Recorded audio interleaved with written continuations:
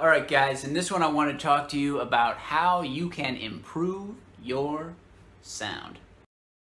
So working on your sound, playing with a good sound, this is something that I remember being in high school and being totally confused by. People would say, so-and-so has a great sound, or people would tell me that I needed to work on my sound.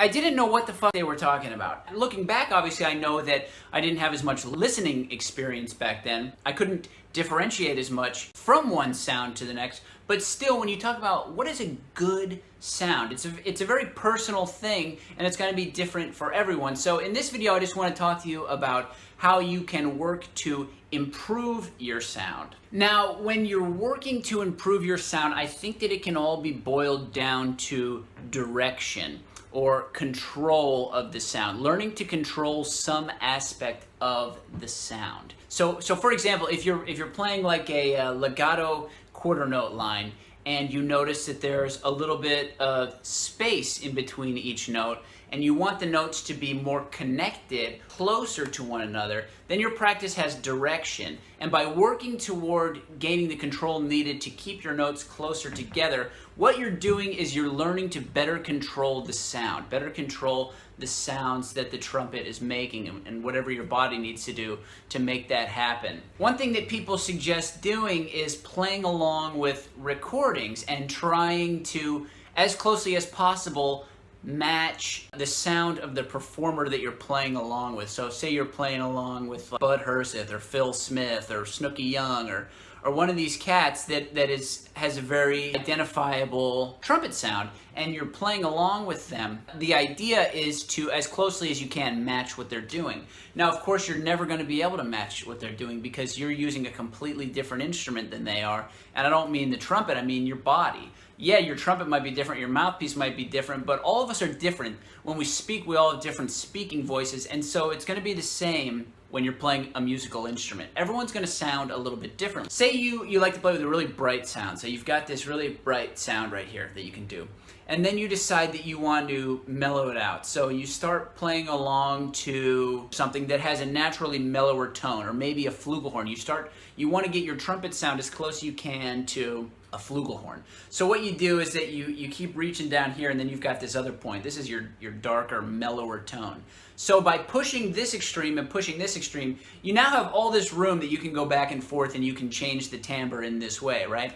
So then if you pick another sound, boom, you've got another point over here, and now you not only have all this, but you've created like a triangle, and the thing is, at this point, is growing exponentially. You have a much greater amount of room that you can wiggle around in with your sound and change the way that you sound. Speaking of Snooky Young, he came to our undergraduate one time and he was talking about this. Somebody asked him where his vibrato came from, or his interpretation of the music, and he said that when he was young, he never even thought about being a lead trumpet player. He wanted to be the next Louis Armstrong.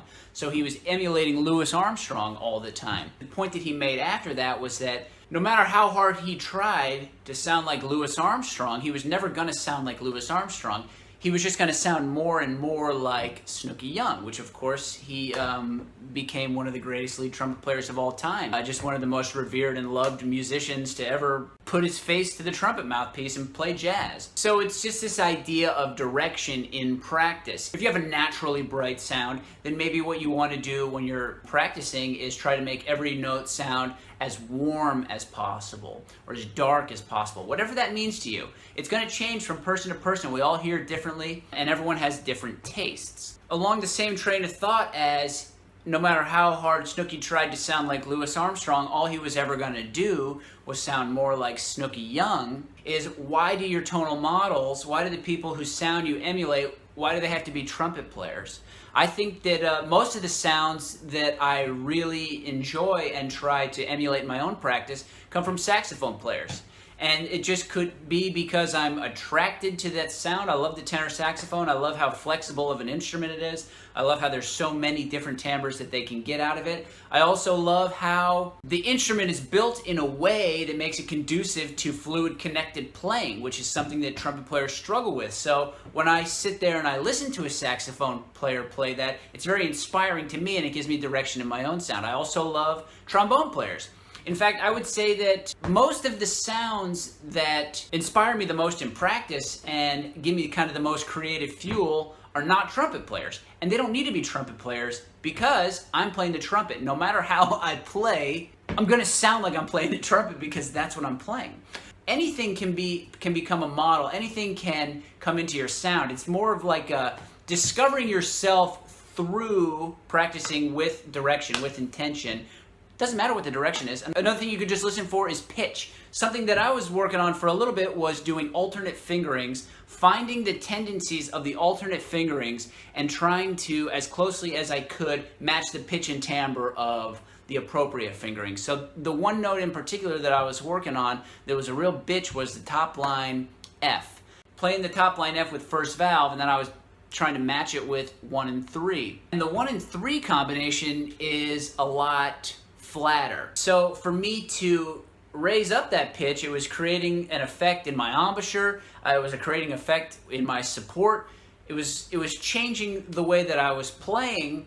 And after I'd been doing that for a little while, literally just that one note, just practicing that one note, people started commenting on my sound in rehearsal bands. They started saying, "You changed something about your playing. What have you changed?" And I just said, "I don't know, dude. I've just been playing the F on the top of the staff with 1 and 3. And the guy that I told that to was like, "Oh, just learning to control the sound." This is a thing that sax players do when they're practicing their overtones with their alternate fingerings and whatnot. So anything that you can do to learn to control the sound is going to give you greater expression with your sound when you're playing.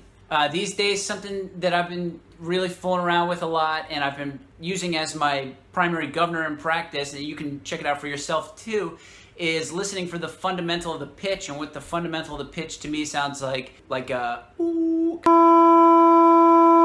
kind of a sound right in the middle of the trumpetiness of it, the trumpet timbre. There's sort of like this ringing thing right there in the middle. So what I do is I just sit there and if I'm playing like a scale or if I'm playing like a lick or something, then I'll just hold out each note until I hear that ringy sort of fundamental in there.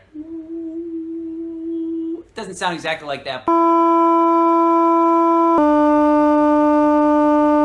Anyway, so sitting there and listening for that result is giving my practice direction and is improving my sound quite a lot. It changes, again, the embouchure, it changes the support, it changes the way you're using your air, it changes the positioning of your tongue, all these little things.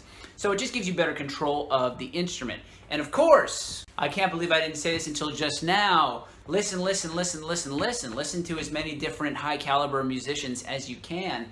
Just let it all in. Let it all in. Don't be afraid that someone is going to negatively influence your playing. This is something that I used to freak out about. I wouldn't want to listen to certain players because I didn't feel like they played very well in tune or I didn't like their sound. And I was afraid that they were going to influence me in a way that I didn't want to be influenced.